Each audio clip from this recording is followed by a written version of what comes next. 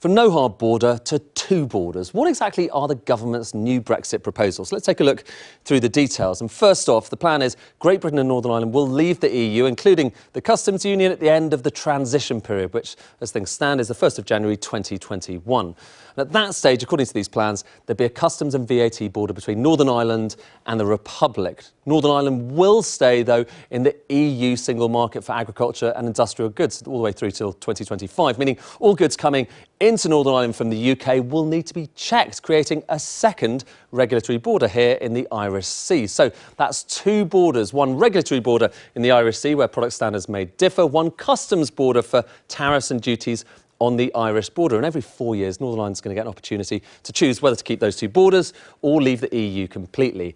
It all comes back, of course, to the backstop, the notorious insurance policy agreed by the last government to effectively ensure that if future trade talks failed, the UK would stay in a kind of customs union with the EU. This is the government's attempt to abolish it, but there are big question marks. So the UK government wants the EU to agree to these proposals before the transition period, a so-called front stop, which would mean hammering out the technical details a bit later.